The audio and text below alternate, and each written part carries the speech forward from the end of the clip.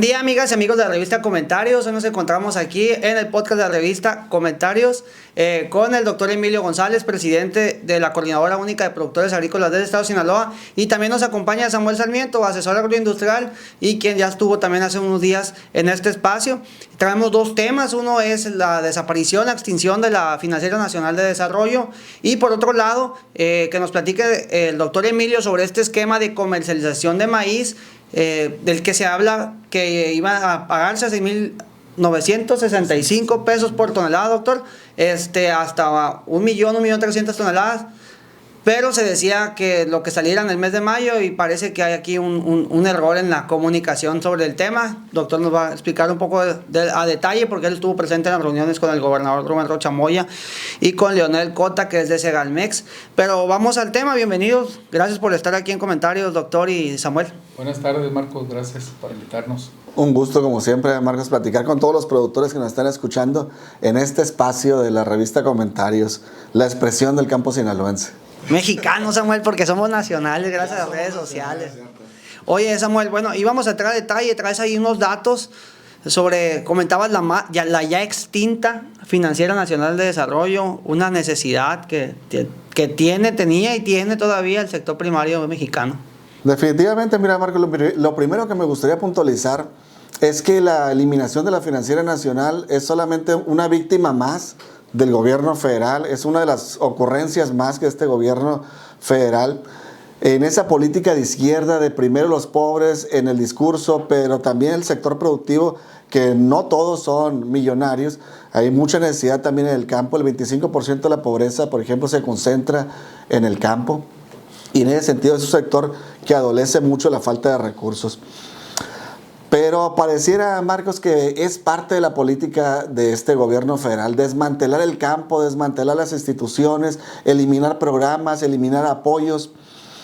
Y hay que hacer un poquito más de historia. Acuérdate que en estos casi 5 años del gobierno federal, pues este gobierno federal no eliminó solamente ahora la financiera, sino también eliminó el árbitro de la comercialización del país. Acerca en el 2019, crea este Frankenstein de Segalmex, pero lo deja maniatado, lo deja sin los programas institucionales que Acerca en su momento tenía para poder conciliar los intereses que parecen contradictorios completamente entre el industrial que quiere pagar lo menos posible y el productor que quiere lograr la mayor rentabilidad para mantenerse en el negocio. Pero además de eso, Marco, hay que recordar que la propia Secretaría de Agricultura, la Secretaría de Agricultura y Desarrollo Rural del gobierno federal, actualmente cuenta solamente con una subsecretaría. Le quitaron 2 brazos operativos, la Subsecretaría de Agricultura y la Subsecretaría de Desarrollo Rural. El propio nombre de la secretaría ya no tiene mucho sentido. Eso se suma a programas institucionales como los programas de concurrencia, los programas de desarrollo rural, de fomento de la agricultura, fomento ganadero, fomento pesquero, entre N cantidad de programas que apoyaban en su momento la tecnificación del campo, la compra de maquinaria, la compra de equipos, la compra de silos. Muchas empresas se vieron favorecidas, empresas de productores, con estos programas para comprar espuelas, para hacerlas autosuficientes en términos de energía eléctrica a través de plantas solares, bodegas de frijol refrigeradas.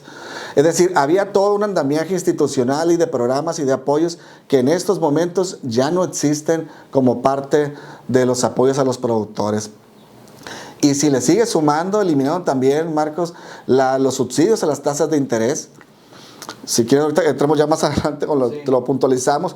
Los subsidios a los seguros agrícolas, que antes había un programa que se llamaba Programa de Aseguramiento en el Medio Rural, de financiamiento y aseguramiento en el medio rural. El apoyo a la prima. El apoyo a la prima, que ahí estaba y que tampoco ya no existe. Es decir, tenemos un gobierno federal, Marcos, que por un lado habla en el discurso que el campo es un sector prioritario, es un sector estratégico, que son los pies que sostienen al país, y por otro lado tienes el mismo gobierno federal que te elimina instituciones, te elimina programas, te elimina apoyos, y pues ves una incongruencia completa. Y si lo ves en términos de presupuesto, por ejemplo, la Secretaría de Agricultura y Desarrollo Rural, la SADER, este año trae 70,500 millones de pesos. Si tú lo comparas con el presupuesto del 2018 de la Zagarpa, estamos 2,000 millones de pesos abajo de ese presupuesto. Es decir, en campaña el presidente decía que era muy importante el campo, pero lo primero que hizo una vez que llegó, tomó protesta, es eliminar programas, instituciones y quitarle el presupuesto al campo. Y lo sigue haciendo, Samuel, a 1 año y meses que concluya su administración federal, ¿no? Ya sé que en TikTok me va a ir muy mal con estos señalamientos, ¿no? Pero los tengo que hacer. Definitivamente, mira, porque como te digo, cualquier política pública, cualquier discurso que no vaya acompañado de presupuesto, es letra muerta, nace muerto ese programa. Y en ese sentido no hay mejor forma que reconocer el trabajo y el esfuerzo de los productores que poniéndoles más presupuesto. Pero este gobierno federal, Marcos, va totalmente en el sentido contrario. Que se me hace que este podcast va a durar un buen rato. Hay muchos temas, Samuel, ya entramos con el de la Financiera Nacional de Desarrollo. Quiero saber la postura o la opinión del doctor Emilio, que es productor y agricultor de toda la vida. Ahora sí que él sí se lo parieron en el surco, ¿va, doctor? Platíquenos. Pues mira, voy a abrir este comentario con una frase que en una ocasión por ahí dijo un gobernador: con tierra, dinero y tractor cualquier cabrón es agricultor. Es cierto lo que dice Samuel, que hemos pasado por peripecias muy duras. La verdad que los productores vivimos al diario en la zozobra. La desaparición de la financiera desde hace mucho que venía ya trastabillando. No es propiamente que este gobierno le haya ocasionado el daño que trae, ¿no? Según mi entender. ¿Y por qué lo digo? Porque ya muchos productores de los que podían acudir ahí dejaron de ir por la simple y sencilla razón de que no podían cumplir con los requisitos que estaban pidiendo. La verdad que nosotros hicimos una convocatoria, varios compañeros de organizaciones, así como se hacen las manifestaciones, tomamos por asalto, si así lo podemos decir, la financiera, vaticinando o previendo que iba a pasar esta situación de la desaparición de la financiera. Y tristemente vimos que los productores no acudieron al llamado. Ni siquiera los productores que habían quedado a medio camino. Porque hubo quienes firmaron un documento y no les dieron dinero. Hubo quienes firmaron el documento y les dieron la primera administración y ya no les dieron más. Y hubo quienes llegaron hasta la segunda administración. Ninguno de esos 3 que nosotros buscamos acudieron al llamado. En Sinaloa, tú tendrás datos mejores, Samuel, alrededor de 9,000 productores dicen que estamos dentro de la financiera, que nos dan crédito. Entonces, si teníamos esa preocupación, ¿por qué no acudieron al llamado de defender? Por ahí creo que hay una aseveración de que lo que no defiendes con los puños, no lo puedes defender con la lengua. Entonces, esa es mi opinión, ¿no? Deberíamos de haber ido. No nada más aquí en el área local, sino defenderla en el área nacional, ante el Congreso, ante los diputados, ante los senadores, ante el propio presidente. El presidente, a mi entender, ahorita tú lo mencionabas, se bajaron muchos proyectos, bodegas, silos, cuánto tú quisiste. Pero yo te hago una pregunta y se la hago a Marcos. ¿Cuáles de esos silos son de productores reales? Ahorita los proyectos esos prácticamente quedaron en manos, obvio, en este mundo así somos, o sea, quien tiene más saliva traga más pinole, y eso es donde te pares aquí en este país. Entonces, pues vemos que la financiera la cortaron de tajo. ¿Sabes qué es lo que me preocupa? Que la hayan cortado no es tanto, que no tenemos quién va a sustituir todavía el problema de la financiera. Aquí en el estado, el gobernador creó un programa que pudiera ser la solución local, no nacional. Pudiera ser. No tenemos todavía el esquema. Los programas así empiezan. Primero se plasman ahora en una computadora, antes en un papel, y se le va dando seguimiento. Para mí, la desaparición de la financiera era una canción que venía tocándose desde hace desde mucho tiempo atrás. No de esta administración, de mucho tiempo atrás. Entonces, para mí eso es lo que yo veo, ¿no? Pero lo que me preocupa es el segundo paso, ¿Cómo vamos a sustituir? Ahora, tenemos que entender que que hoy donde vivimos en este mundo globalizado, no podemos ir a pedirle a alguien que me preste un dinero sin dejarle una garantía. ¿Por qué? Porque es muy fácil, hemos tronado. Y yo no digo que el sector productivo de Sinaloa, porque aquí en Sinaloa no hay una cartera vencida de productores, ¿eh? Hay de otros rubros. No era Sinaloa. Pero en Sinaloa no se tiene un problema con la cuestión de créditos al sector agropecuario. Todos los sinaloenses, todos, lo digo al 100%, pagaron sus créditos. Por eso es que nosotros vivimos en esta zozobra. Todos lo pagamos. Yo no sé si algún otro deba, pero los productores no debemos ni un peso. Y todos nos hemos ido a la segunda instancia, que es las parafinancieras, las bodegas, algunos bancos, que son pocos los bancos que le prestan a un productor, son pocos, contaditos los que te prestan para un crédito de avío. Son pocos. Entonces, es lo que preocupa ahorita, y creo yo que el reto a vencer es el inicio del próximo año. ¿Cómo vamos a tener? A lo mejor es tiempo de que se cree una financiera estatal, lo que muchos dijeron en la campaña, que hoy se aterriza en Sinaloa.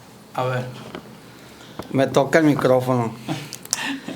Tengo muchos comentarios con relación a la financiera, y uno de ellos es una experiencia que yo viví en lo personal y una de un amigo sobre el tema del crédito para los agricultores. La primera fue, hay un escrito por ahí que escribió un periodista, valga la redundancia, nacional, que dijo que hay dos Víctor que le hacen mucho daño a la agricultura, ganadería del país. Uno es secretario de Agricultura y uno es subsecretario de Agricultura. Al que le gusta más venir a Sinaloa es al subsecretario Víctor Suárez, ¿no? Porque viene y echa una bola de mentiras y pero yo no estoy para andar diciendo sus mentiras, ni repetirlas, ni nada de eso, ¿no? Para mí, medio mentirosón. Lo abucharon, de hecho, ahí está el video, lo pueden ver ahí en mi canal de YouTube de la revista Comentarios. Lo abucharon en una asamblea nacional de los fondos de aseguramiento, cuando recién iba llegando, y pues sí, no, desaparecieron el apoyo a la prima, que se llama, ¿no?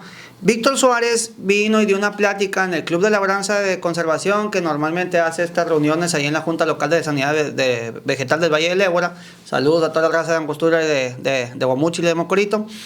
Y ahí dijo que los productores sinaloenses y los productores en lo general eran muy malas pagas, y ya venía cantando desde que llegó esta administración federal que la Financiera Nacional de Desarrollo se iba a desaparecer. Pues hubo, y mis respetos, porque varios son camaradas, pero muy pocos se animaron a defender al productor sinaloense, que no estaba dentro de ese porcentaje de mala paga, pues. Sinaloa no fue el problema. Incluso en TikTok me dijeron que las desaparecieron porque no pagaban. No, Sinaloa no era el problema. Sí, cierto, México todos somos uno, ¿no? Y dice un dicho que todos somos tan débiles como el eslabón más débil, ¿no? Cuando hay hermandad. Sin embargo, no sé, al ser Sinaloa un estado estratégico en agricultura, no se le vale señalar cuando realmente el estado no fue el culpable en esta situación de la financiera. Pues bien, y siguiendo con el tema, pues el día que votaron en el Congreso de la Unión la extinción formal de la financiera, Miguel López Miranda, Arnoldo Verdugo y algunos productores de ahí de la zona de Nabolato me invitaron ahí a las instalaciones de antes Ban Rural, por el Zapata, aquí en Culiacán. Ya Miguel sacó su celular porque no se aprendió lo que tenía que decir, se lo mandaron de México, ya se puso a detallar puntualmente, obviamente, la importancia de la Financiera Nacional y el por qué no deberían de haberla extinguido, ¿no? Subo la nota y subo este video. Y la verdad que para mí las redes sociales, gracias por seguirme. Y por cierto, si han llegado hasta aquí, pues denle like, compartan o pongan el comentario que les dé la gana, porque de todo me ha pasado, me ha tocado. Pero me gusta medir lo que dice la gente, y más cuando se nota que no son bots. Hay una persona que como que está muy enojado con Mario Zamora, ¿no? Siempre le pone algo. Paul Flores Ahumada dice, la misma novela que hable Mario Zamora por los productores, háblele. Pues no le voy a hablar, la verdad. No me llevo con él, ni él mi amigo, ni nada. José Alberto Navarrete Duarte, puras mentiras de este tipo, o sea, de Miguel Ángel López Miranda. A cada agricultor le llegará su crédito a sus manos. Claro, está gestionándolo con los documentos correspondientes. El presidente ya no quiere intermediarios, pues solo los que han estado detrás de las financieras se han hecho millonarios, a costilla del erario público y de los agricultores, que eso les duele el cierre de la financiera, pues se le acabará otra gallinita de los huevos de oro. Solo este tipo de gente trata de confundir a los agricultores. Y les voy a leer uno más, ya para seguir con este tema. Estos no son campesinos, sino puros caciques. A los campesinos no les llegaban bueno, lo voy a censurar, ni madres. Todos se lo chingaban los caciques. Si el presidente mencionó que se está cerrando porque se estaba desviando recursos, unos cuantos machuchones, y me da risa porque cómo marca la línea, la agenda pública, el presidente con la mañanera la marca, la opinión, las frases, las palabras, el porqué de las cosas desde su perspectiva. La 4T está haciendo limpia la corrupción y le tocó la Financiera Nacional. No está el presidente el culpable, son los fifís. Por eso Mario Zamora no le alcanza la vitacilina. Hasta ahí se los voy a dejar, ¿no? Porque no voy a acabar, ¿no? El problema, Marcos, es que este gobierno federal a cualquier institución que quiere eliminar le pone la etiqueta de la corrupción. Y antecedo al tema que comentaba el doctor Emilio, que ya traía problemas la financiera. Sí. Me gustaría expresar lo que era la financiera antes de este gobierno federal. La Financiera Nacional, Marcos, era un ejemplo nacional e internacional en dispersión y en recuperación de créditos, dicho por el Banco Mundial y por el Banco Interamericano de Desarrollo, con el enfoque social que tenía la Financiera Nacional hasta el 2018. Que incluía no solamente las actividades primarias, sino también algunas actividades no agropecuarias en el medio rural, que puede ser cualquier actividad. La Financiera Nacional, Marcos, antes de esta administración tenía tasas preferenciales para las mujeres del 6%, tasas preferenciales para los productores de menos de 10 hectáreas de 7%. Entró el gobierno federal y las tasas se fueron arriba de los 15 puntos. Pero además, Marcos, traigo algunos datos que me gustaría compartir. Y ahorita, para ir concluyendo, realmente, ¿quién es el culpable de que la Financiera Nacional se haya quebrado? La cartera de crédito, Marco, hasta el 2018, según los mismos datos de la financiera, era alrededor de 63 mil millones de pesos. Llega este gobierno federal y la reduce casi el 50%. Es decir, la dispersión de recursos bajó prácticamente la mitad con este gobierno federal. Acuérdate también, Marcos, que en el octubre de 2020, con el pretexto de la pandemia, el gobierno federal tomó o extinguió 109 fideicomisos. De esos 109 fideicomisos tomó 68.500 millones de pesos, que pregunta dónde están. Pero el fideicomiso más importante, Marcos, de esos 109 fideicomisos fue el de la Financiera Nacional de Desarrollo Agropecuario, que traía en ese momento 12.500 millones de pesos. Es decir, la muerte anunciada de la financiera se la debemos al gobierno federal. Primero porque eliminó el fideicomiso que le daba vida y que le permitía seguir brindando créditos. No es exacto, Marcos, el dato de que la Financiera Nacional traía cartera vencida. La cartera vencida a nivel nacional era de 7 puntos, en promedio a nivel nacional. Llega este gobierno federal y sube la cartera vencida, es decir, la morosidad, al 26%. Sinaloa, por ejemplo, era un ejemplo nacional. Teníamos una cartera vencida entre 1 y 2 puntos. Los sinaloenses pagan y los primeros que pagan eran los productores. Así es que en ese sentido, no es cierto que la Financiera Nacional traía problemas. La Financiera Nacional todos los años se le fortalecía el recurso revolvente, traía tasas de morosidad muy bajas, traía una fuerte dispersión, pero fueron los malos manejos de este gobierno federal, pero principalmente la eliminación del fideicomiso en el 2020, lo que le dio muerte a la Financiera Nacional. Hoy lo hacen ya formalmente a través de la aprobación de los diputados, pero realmente esto viene desde el 2020. Y en ese sentido, el que terminó por sepultar a la Financiera Nacional es este gobierno federal. Y los números están ahí. Te lo explico con cartera vencida, te lo explico con la dispersión de crédito, te lo explico con el patrimonio que tenía la financiera antes y después de este gobierno. Este gobierno federal, por los números del mismo gobierno federal, tú puedes demostrar que fue quien mató a la Financiera Nacional.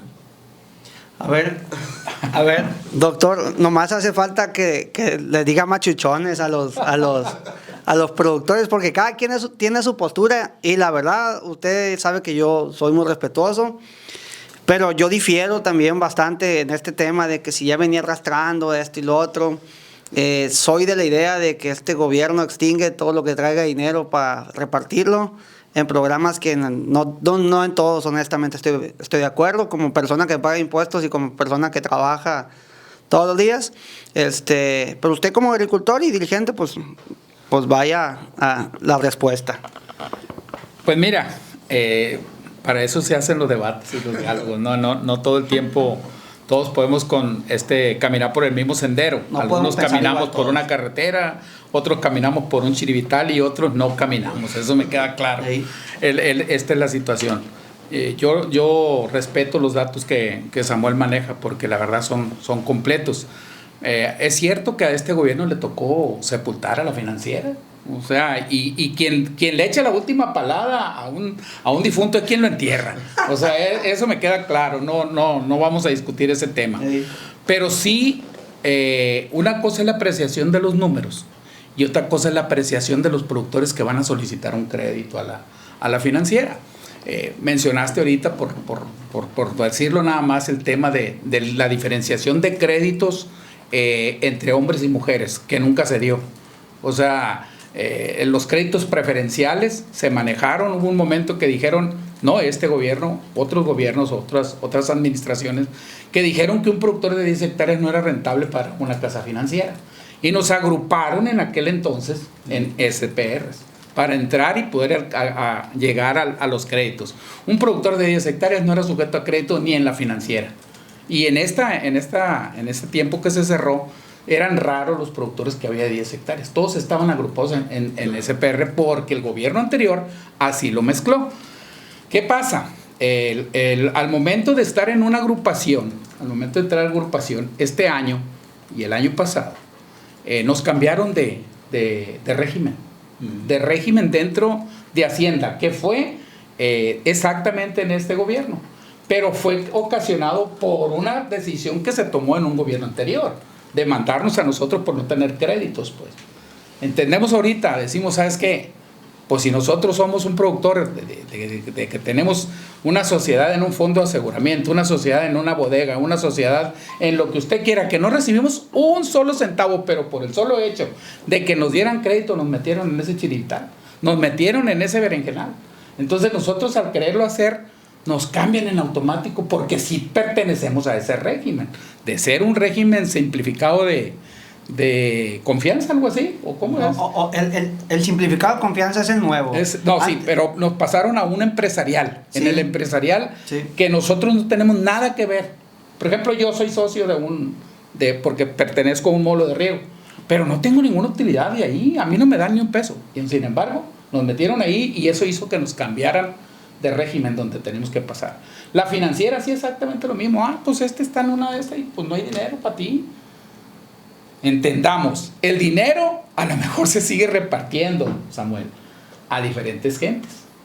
Tú ahorita lo comentábamos fuera de micrófono, es cierto, había programas de tractores, pero yo me pregunto, ¿cuántos ejidatarios recibieron un tractor? Me tocó entrar en programas a mí cuando estaba el gobernador Maloba, en la Secretaría de Agricultura como organización de la coordinadora, bajar 32 proyectos, entre los que iban sembradoras, equipos de labranza, de conservación, discos, todo ese rollo. Pero real, un tractor que me digan a un ejidatario de 10 hectáreas, ¿cuándo se lo dieron? ¿Cuándo se lo dieron? Venía la carta de 50, de 100 mil pesos cuando un tractor costaba 1 millón, ¿sí? O 600, 700 mil pesos. ¿Qué hacía el productor? Iba con mi amigo Marcos y le decía, tengo una carta de 60, 70 mil pesos, te la vendo. ¿Por qué no iba a poder comprarlo?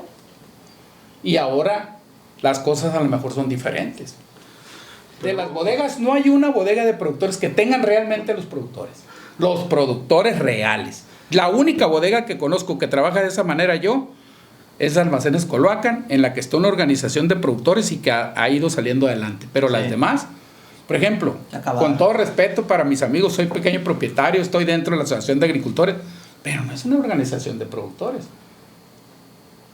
No es una organización de productores. Yo no obtengo ningún beneficio. De hecho, si voy a entregar esa bodega, me tratan como cualquiera. No me dicen, ¿sabes qué? Eres socio, te voy a descontar el tiene un valor secado. agregado. Claro que no te voy a descontar el secado. Por estar aquí, ser socio de este organismo, te voy a quitar menos maíz. No. ¿Con Colvacan sí entrega? Yo nunca he entregado con Colvacan, pero sé que cada año, por ejemplo, Sí me han invitado. al final de la cosecha, las famosas barridas dicen, ok, aquí sobraron 60, 70, 80 pesos por tonelada y se la pagan directamente al productor. Que es de aplaudirse. Es de aplaudirse esa situación, porque sí. Pero es parte de las exigencias de los mismos productores, ¿no? O sea, finalmente las organizaciones te van a ir dando también, porque las organizaciones tienen utilidades, más una asociación tan grande como la de Culiacán, tiene utilidades y en ese sentido debe tener algunos beneficios el hecho de ser socio. Yo ahí sí no le entro, Es porque que vamos yo a entrar soy en socio, detalles que- yo soy sí, socio de la sí. Asociación de Agricultores y el beneficio a mí me ha llegado de otra manera cuando yo he exportado, que me dan alguna facilidad para conseguir, por ejemplo, Las guías. las guías para mandarla, todo ese rollo, ¿no? Pero me cuestan igual que cualquier productor. O sea, Y agilizan el trámite, pues. te pueden agilizar el trámite y te pueden ayudar en muchas cosas, pero en la cuestión de la recepción, yo no le veo el beneficio ni a esa ni a otras bodegas que se han bajado recursos argumentando que son para productores. ¿Qué hacen? En un acta constitutiva nos ponen a 100 productores y el dueño es uno solo y es el que maneja la bodega, es uno solo. A ver. A ver. Pero volviendo. A ver, espérame, Samuel, espérame. Recapitulando, ¿no? El tema de programas de mecanización, de equipamiento, para mí es lamentable que hayan desaparecido. Para todos.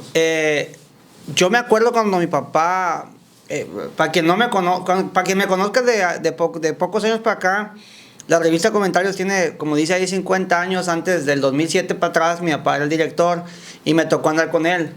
Yo era bien mitotero, pues por eso estoy aquí.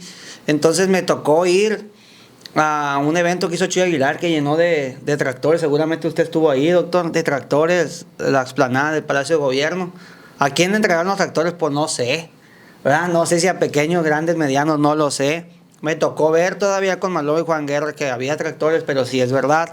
La carta era de 250,000 pesos, doctor.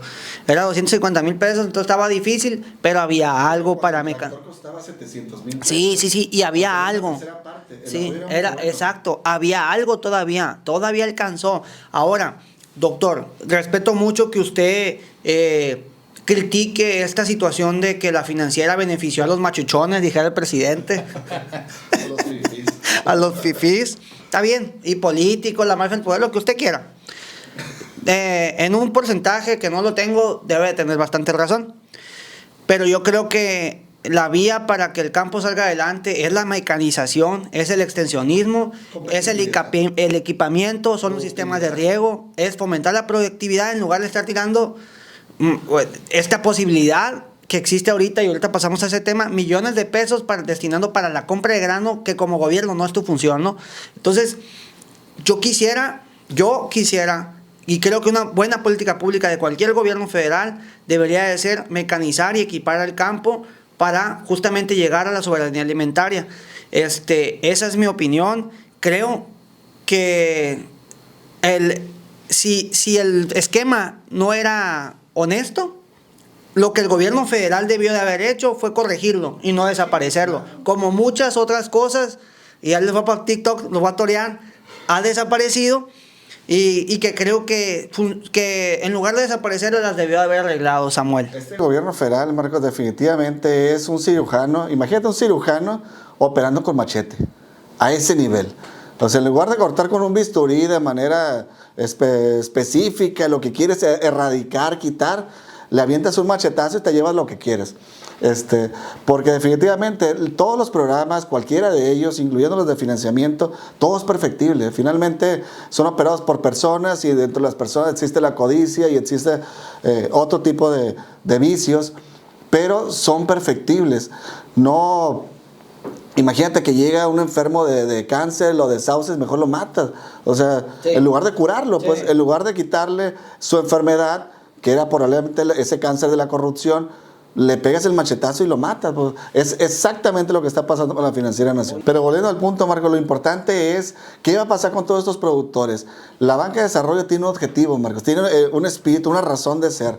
La banca de desarrollo no es nueva, nació en 1926, en la época revolucionaria, las primeras versiones de esta Financiera Nacional que actualmente la acaban de eliminar. La banca de desarrollo tiene como objetivo, Marcos, entrar a todas las actividades productivas, impulsar las actividades productivas, darle liquidez para que crezcan las actividades productivas donde la banca privada no quiere entrar o quiere entrar por temas de incertidumbre, con tasas de interés demasiado altas o con requisitos muy altos. Ese es el espíritu, la razón de ser de la banca de desarrollo. Y hasta el día de ayer, la banca de desarrollo estaba compuesta por FIRA y la Financiera Nacional. Le quitas el 50% o una parte de la banca de desarrollo y eso significa para los productores, Marcos, menos oferta de crédito.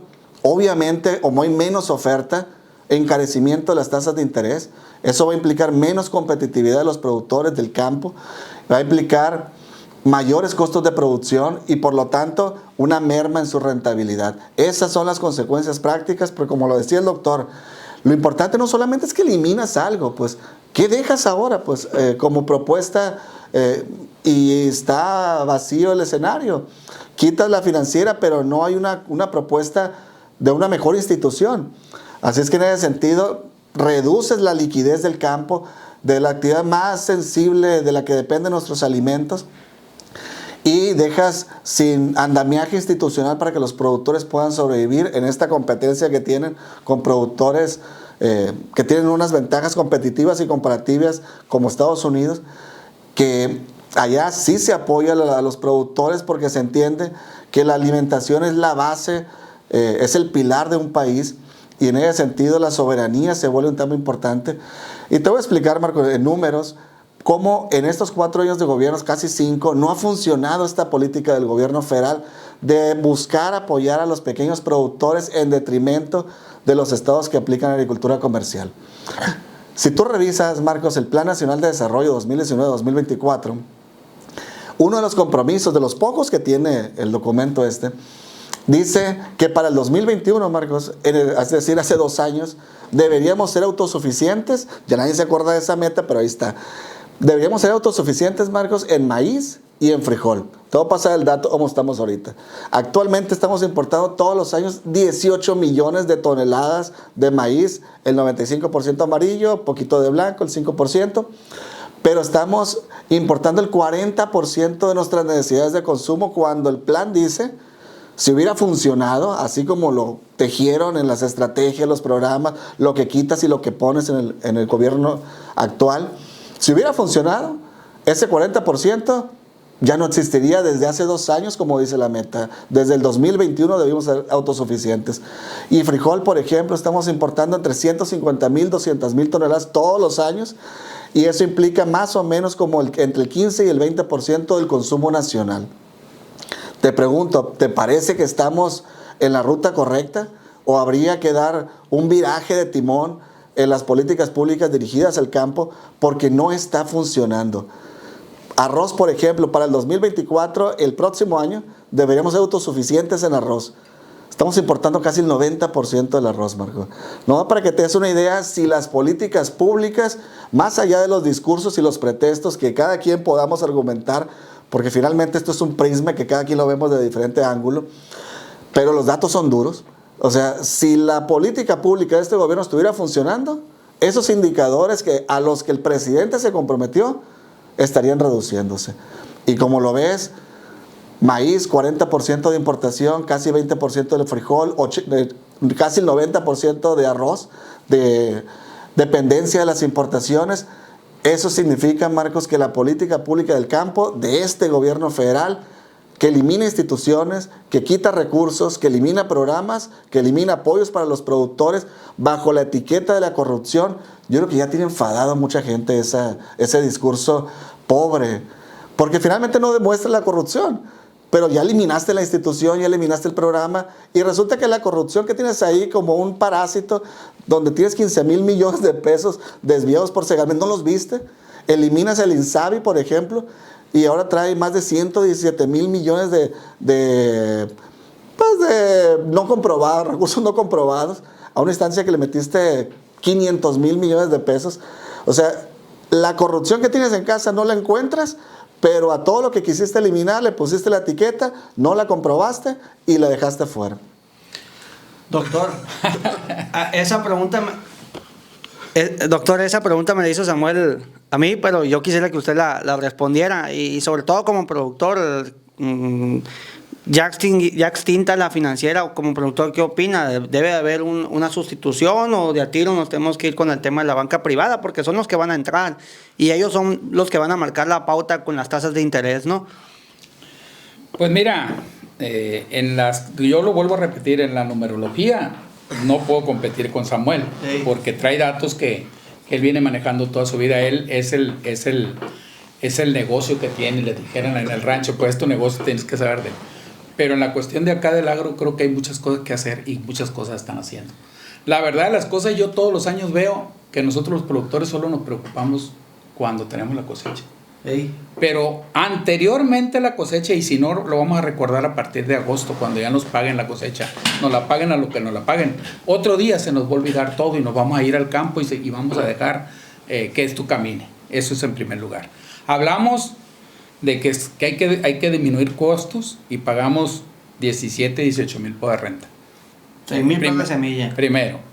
Hablamos de que la semilla es traída de otro lado y no nos ha dado todavía, aunque tengamos programas para hacerlo, de sacar una semilla que nosotros estemos produciendo. Sí. Nos invitan a decir, ¿sabes qué? Los fertilizantes están muy caros. Ok, empieza a hacer tu propio fertilizante.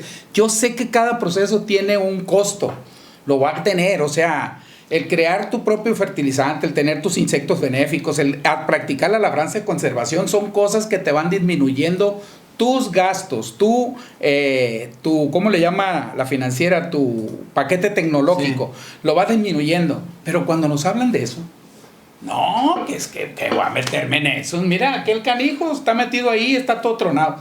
Pero es el paso que tenemos que empezar todos, pues. Sí. Es el paso que tenemos que entrar todos. ¿Por qué no hemos entrado a la siembra de transgénicos? Porque queremos evitar el problema que adelante pudiera ocasionar la salud. Pero yo voy un poquito más atrás. El hecho de que nosotros estemos practicando, yo te voy a decir una cosa, yo practico labranza de conservación y a lo mejor me van a criticar mucho, sí, pero estás todo tornado, ok, está bien, no hay ningún problema. Pero yo, por ejemplo, con un solo tractor, puedo mover 150 hectáreas, desahogado. Y hay gente que tiene 3 tractores para 30 hectáreas. Entonces, todo eso, vamos metiéndole un montón de dinero a la contaminación. Espérate, si la contaminación que tenemos en el campo, la estamos generando con la aplicación de fertilizantes como el amoníaco, las emisiones de dióxido de carbono que generan los tractores, todo eso, y si lo bajamos, nos ahorramos una felicita. O sea, hay que verlo desde ese punto de vista. Simple y sencillamente, dentro de muy poco va a haber una guerra por el agua, que ya se ha visto en diferentes partes, y aquí en México ya la tenemos en Chihuahua, sí, en Nuevo León. Entonces, si nosotros practicamos la labranza de conservación, estamos beneficiándonos de que si con 1 litro regamos 1 hectárea, con la labranza de conservación, con el mantenimiento de dejar la soca, con el mantenimiento de no pasarle todos los 3 o 4, 10 o 15 veces, estamos ahorrándonos, en vez de 1 litro, estamos gastando 750. ¿Por qué no cambiamos? Cuando no tenemos el agua, yo he sacado maíces con el asiento y 2 auxilios. Cuando tenemos agua, lo sacamos con el asiento y 4 auxilios. O sea, se nos olvida, los productores somos así. Hacemos un llamado, vamos haciendo un llamado ahorita que acabemos la cosecha para reunirnos con todos los productores a ver qué pensamos para la financiera, por ejemplo. ¿De dónde la vamos a sacar? No acuden para defenderla, ¿tú crees que van a acudir para formarla? Todos los planes, y no de este gobierno, de muchos gobiernos hacia atrás, que se han generado para hacer un cambio, la gente lo rechaza. Hasta cuando ve que el otro está y empezamos nosotros a quererlo generar. Precisamente ahorita, Marquito lo decía, vamos a irnos a la banca privada. Pues vamos a irnos a la banca privada si no hacemos una organización entre todos los productores y los gobiernos para decir, ¿sabes qué? ¿Cómo vamos a sustituir la banca que se fue? ¿Por qué? Porque mañana, si nos dejan en este aspecto de la libre ir a buscar, nos van a hacer giras. Y a los productores nos siguen haciendo giras porque solamente nos juntamos para ir a tapar una carretera cuando no podemos vender la cosecha. Es el único momento, y aún así tenemos diferentes maneras de actuar. Yo no estoy en contra de las manifestaciones porque muchas veces las hice y las voy a seguir haciendo seguramente si no se compone esto. Pero necesitamos, antes de que me peguen el pajuelazo, saber cómo voy a comportar, y eso no lo hemos dado a los productores. Hablamos de que el fertilizante está muy caro, pues deja de pagarlo caro. Yo una vez me dijo un tejano, sembrábamos sandía, y él me hablaba de la semilla de maíz. Ellos trabajaban ¿puedo hablar un comercial? Sí, de Asgro. Sí. De Asgro, y me dijo, nosotros hicimos el cambio de la semilla de Asgro cuando estaba de 4 toneladas, pasamos a 7 o a 8. Y me dijo... ¿Era genetista o qué? Era genetista, sí. Pero lo traíamos tratando unas variedades de semilla. Y me vino, le dije, qué chula de maíz tengo ahí. Le dije, mira, y es Asgro. Me dijo, ¿para qué sirve? Yo vi un maizal que tapaba la trilladora y se me hacía que tenía. Me dijo, quítale 3/4 de ese tamaño, y en vez de tener 3/4 de tamaño, ponle una o 2 o 3 mazorcas. Sí. Oye, le dije, pues qué fácil se te hace. Ahí me vas a decir que eres chingón, me dijo, cuando hagas eso. Oye, le dije, ¿y la semilla de sorgo cómo le hago? Si tú allá, me dijo, le dije, en Texas, por decir algo, vendes de $100 una bolsa y aquí, miren, me la dan 200. Oh, claro, me dijo, me la pagas. Y es lo que está pasando con nosotros. Acabamos de trillar, nos pagan el primer peso y ya andamos buscando que una semillera nos venda la semilla. Y ese te vende la semilla y te dice, por 100 pesos que me pagues ahorita, o me pagas y te la voy a bajar 200. Y le pagas toda la semilla en agosto. Y duras agosto, septiembre, octubre, noviembre, diciembre, enero, febrero, marzo, abril y mayo y junio. Y julio también. Julio porque no le pagan. O sea, pagando una semilla cara, ¿por qué? Eso es lo que nos falta absorber a los productores. Y eso de la financiera nos va a seguir costando si no nos ponemos las pilas y creamos una financiera que venga emanada del gobierno que la desapareció, para poder que los productores tengamos un crédito bueno. Pero no se puede generar un ahorro cuando nos estamos peleando por hay gente que ya pagó una renta de 18,000 pesos y va a sembrar hasta por ahí en octubre. O sea, eso no nos va a ayudar mucho. Yo ahí sí le voy a dar razón en varios puntos de los que dijo. El tema de la semilla, tengo un grupo de la revista Comentario, ya somos como 450. Saludos a todos los que nos estén escuchando y hayan llegado a este punto. Denle like, compartan por favor, y los que estén ahí en el grupo de WhatsApp. Y en la mañana estaba comentando con un camarada, ¿no? Que él trabaja para una compañía de fertilizantes, y empezó a decir y esto y lo otro, y que los costos, bueno, está bien, que el productor debe cuidar los costos, y es cierto, pues. Y que el gobierno, y él está en contra de que se le exija al gobierno federal un precio de garantía, que lo que el gobierno federal, y dijo este camarada, debería hacer fuera limitar el costo de los insumos. O sea, pero estamos en lo mismo, pues. Si hablas de oferta y demanda con el tema del maíz, vas a lo mismo con los fertilizantes. Nomás que me detuve. Si el productor compra fertilizantes caros, si el productor compra semilla cara porque la compra, entonces, ¿de qué se trata? Pues ahí sí yo le puedo dar un punto de razón. Y en otro punto de razón le doy donde ya se está volviendo, se lo doy porque sé que usted fue de los que tomó la Financiera Nacional aquí por el Zapata, con un grupo, creo que fue el diputado Serapio, se quedaron a dormir, fue muy poca gente, y ahí se quedó el rollo. Yo no fui porque yo andaba en algún asunto de mi negocio, no pude acompañarlos como medio de comunicación, pero es verdad, le faltó defensa a la financiera, el llamado sí estuvo, y pues la verdad que nadie metió las manos por la financiera, y eso, Samuel, es un tema muy cierto. Pero creo que los tres coincidimos en la necesidad de que debe de haber una banca social, una banca nacional.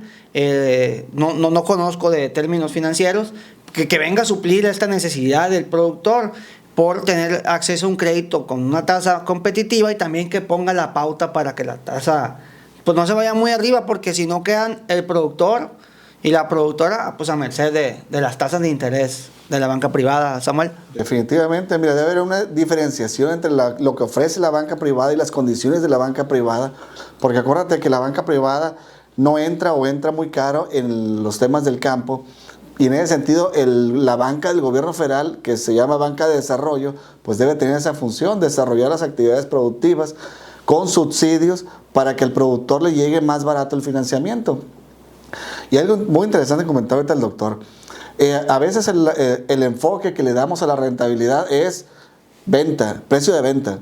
Bueno, ese es un enfoque, el tema de los ingresos, pero el otro enfoque es el tema de los costos y ahí hay mucho por hacer. Y otro elemento que le agregaría es el tema del rendimiento. No es la misma levantar 10, 12 a levantar 14, 15 toneladas por hectárea. Pero bueno, ahí ya los expertos del tema definirán cuáles son las líneas de trabajo en ese aspecto. Pero no solamente debemos de ver el tema de los ingresos, el precio de venta, sino también, como dice bien el doctor, reducir los costos, y eso te va a dejar un mayor margen de rentabilidad finalmente, o ser simplemente más productivo de acuerdo a la vocación de tu tierra, el clima, el agua, etcétera. Te voy a decir una cosa, yo trabajé para CIMID algunos años como consultor en temas de comunicación del Hub Pacífico Norte, que es Sinaloa, Sonora, Baja California y Chihuahua. Y la gente está muy recia a adoptar la agricultura de conservación, disminuir sus costos de producción, o sea, y no puedo generalizar, pero hay mucha gente que dice, no, está loco, y ahí está loco. ¿Y por qué, si el señor habla tanto de agricultura de conservación, nomás siembra una parcela y lo demás no lo siembra en agricultura de conservación? Ya sabe usted, ¿verdad? Entonces, está ese tema. Y es verdad que la gente sí es recia a ese tema de reducir costos de producción y hacer la libretita, cuánto te costó y cuánto necesitas. Tengo amigos que son horticultores también y que dicen, oye, se quejan tanto los maiceros, cuando a mí como horticultor me tronó 2, 3 años seguidos, me quedé casi que sin calzones y ahí sigo para adelante, aquí me prestaron por aquí, me prestaron por acá, ya me fue bien, ya recuperé. Y ya siempre trato de explicarle por qué el granero y esto y lo otro, pues, un tema social y la necesidad del maíz, y no perdamos de vista también que el presidente pidió que se sembrara mucho maíz para abastecer la demanda nacional. Entonces es un asunto que creo que es de revisar, esta situación de la adopción de reducción de costos de producción, pero me regreso un poquito, doctor. ¿Qué falta hacen los programas de extensionismo que en años anteriores había? Y usted lo sabe perfectamente porque conoció ahí a una bola de plebes que allá anduvieron en sus campos, compartiendo experiencias con usted y con mucha gente del Valle del Ébora, por ejemplo, ¿no? No sé si quieran, pasamos al tema. Ahí sí quisiera hacer una otra participación. Échalo. Mire, yo soy presidente de un organismo que está formado ya tiene bastante tiempo. Y cuando yo empecé en esto, lo primero que hice fue poner una especie de lema. Mi lema es juntos hasta lograr que nuestra actividad sea rentable. Es una diferencia muy grande en la rentabilidad y en la productividad. Yo puedo producir 17, 18 toneladas, pero con los gastos que tengo dejo de ser rentable. Para mí, quizá pudiera ser rentable yo más que uno de 18. A final de cuentas, podemos tener rentabilidad de 2 toneladas. Entonces, ¿cómo vamos a bajar esto para poder ser rentable? En primer lugar, los costos, lo vuelvo a repetir, parte fundamental para tu rentabilidad. Mientras no bajes tus costos de operación, mientras no lo hagas, vas a seguir batallando con ese margen de utilidad, Ahora, ahorita decimos, por ejemplo, en Estados Unidos el maíz vale 4,800, no sé ahorita exactamente. ¿Cómo se la hora? Sin quitar las bases, sin poner las bases, porque eso es la producción, ahí son 61, pero deben dar como en 4,600, no sé, 4,800 el costo, ¿sí? ¿Por qué en Estados Unidos son tan eficientes en eso? En primer lugar, porque ellos siembran de otra manera. $230. 4,200 sin bases. Sin bases 4,200. Entonces, ¿por qué ellos están ahí? En primer lugar, ellos no pagan agua, se la regalan. Sí, claro. Esa es la primera. En segundo lugar, ellos no fumigan. En tercer lugar, ellos no cultivan. O sea, ellos no cultivan. Son 3 trabajos ahí nada más que te estoy diciendo por qué son tan rentables. En tercer lugar, ellos no pagan una bodega porque tienen su propio silo. Ahora, ¿qué hacen ellos? A ver, lo que nosotros hemos peleado todo el tiempo. Antes de yo sembrar, ir a decir, ¿sabes qué? ¿Cuánto va a valer mi cosecha? Es lo que queremos ahorita. Claro. Y cuando hay un cambio, todo el mundo se opone. O sea, perfecto, hemos manejado la agricultura por contrato, hemos dependido de Chicago, ¿cuántos años? 20. 20 años que tenemos dependiendo de la bolsa de Chicago. Y hoy dijimos, vamos tratando de ser nosotros diferentes. Vamos haciendo lo que en Estados Unidos hacen, crear nuestra propia bolsa. Pero sentir, eso es obvio, en un cambio va a haber detractores. Va a haber quien apoya, va a haber quien no apoya. Pero para poder lograrlo tenemos que llegar, y obvio, para cuando sale un nuevo programa, un nuevo proyecto, primero que nada tienes que ver qué fin lleva tu proyecto y en segundo lugar de qué manera te ayuda el que estás dejando y de qué manera te perjudica. Hoy queremos hacer una bolsa como la de Chicago, empezando en Sinaloa, no de la magnitud de Chicago, pero por algo se tiene que empezar. Está la apertura para que el presidente del gobierno federal nos dé esa oportunidad, de seguir caminando. Y sin embargo, caminamos un paso, no, se va a hundir. Y caminamos ese paso y cuando damos el segundo, los que vienen atrás llegan al paso que nosotros fincamos. Eso es lo que tenemos que ver de una diferenciación dentro de lo que está pasando en el campo. Mientras no lo hagamos, vamos a seguir jodidos. Si hay proyectos de baja dentro del gobierno, si tú quieres hacer insectos benéficos, si tú quieres hacer fertilizantes orgánicos, si tú quieres tener un acompañamiento de esos técnicos que dices tú que había en antaño, te lo dan. ¿Por qué dejó de desaparecer el extensionismo? Yo no estoy de acuerdo que se maneje el extensionismo como se manejaba anteriormente. Y te lo voy a decir por qué. Emilio González era un extensionista y iba a un curso, o iba a una plática, o iban todos los técnicos. Un productor no llevaba. Pero no es obligación llevar los productores. ¿A quién le vas a dar el encaminado el extensionismo? ¿No? ¿Entre ellos mismos? O sea, si sigue, yo por ejemplo a ti no te puedo llevar a un curso todo el tiempo de tu tema, si no tienes apertura, pues ¿qué? Te vas a quedar enfrascado en esto. Entonces lo que estaba pasando o lo que está pasando todavía, necesitamos jalar a los productores a que hagan un cambio. Ahorita no tenemos por qué pagar cobertura y luego te regresas y dices, no, pues es que me van a cobrar. No hay que pagar la cobertura, hay que quitarnos, hay que dejar de depender de la base, hay que hacer un programa híbrido con lo que traemos y con lo que existía y caminar, si no, no va a caminar este programa. Ahora sí ya estamos entrando en tema. No va a caminar, este programa no va a caminar porque antes de que naza ya va mal parido. Para mí ya está mal parido. Pues yo no quisiera decir que está mal parido porque te voy a decir una cosa, ya vendimos 1 millón. Ya lo va a comprar Segalmex. Ya hay compradores, y el otro día se lo decía a un amigo, ya hay compradores que te ofrecen hasta 6,300 pesos. 6,300 pesos. Cuando el maíz anda en 5,400 con los $61 de base. Y te ofrecen los 6,200 pesos. Ok, dices tú, pues sí, pero queremos 7,000. Yo te digo que 6,200 pesos en el campo pasan los 7,000. Pero bueno. No, es que ya brincamos al tema. En temas de extensionismo, sí hay extensionismo. No quiero criticar mucho al tema porque tengo muchos amigos que están dentro de unos programas. Yo también tengo muchos amigos. Sí, ustedes, espérenme. ¿Cómo se llama el programa ese de los arbolitos que trae el gobierno federal? Sembrando Vida. Ok, hay un programa de extensionismo que da seguimiento a los Sembrando Vida. Con todo respeto, es un tiradero de dinero. Es un tiradero de dinero porque muchos extensionistas que están ahí, con todo respeto, están acá en el valle y no están allá arriba en la sierra. El año pasado 40,000 millones el programa. Entonces yo no le echo la culpa al gobierno. Somos nosotros los que no hemos sabido llevar a cabo. Yo, por ejemplo, tú eres parte de un organismo en el que se tiene muchos años en la cuestión de sembrando de las fábricas de agua. Tiene fácilmente 20 años ese programa. Fácilmente. Tiene Fábricas del Agua Centro Sinaloa IAP, tiene alrededor de 16 años. Okay. 15 años porque nació más o menos cuando mi papá falleció. 16 años. Y yo lo veo ahorita caminando con muchas penurias. Porque desgraciadamente no hay recursos que se le aporten. Y esa prácticamente es un organismo que vive casi de limosnas. Porque ni los propios módulos aportan lo que acordaron cuando se fundaron.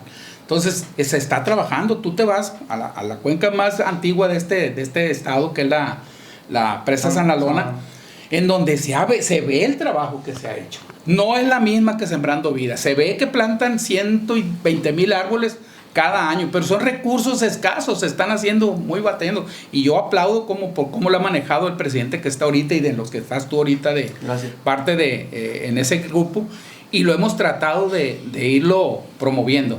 Sembrando Vidas está muy diferente. Hay quienes lo vemos, lo palpamos, que no está funcionando, pero porque somos nosotros mismos. Esos extensionistas que se les paga no cumplen con lo que se tiene que hacer. Pues sí. O sea, esa es la corrupción más peligrosa, la corrupción que está... La social, pues. Esa es la corrupción más peligrosa, que te pagan para que vayas a algo y haces como que haces y nomás cobras. Ahora, hay gente pues que se estaba muriendo de hambre en la sierra, sí es cierto, y se dedicaban al narcotráfico, y sí es cierto, y a lo mejor se sigue dedicando, pero con este esquema,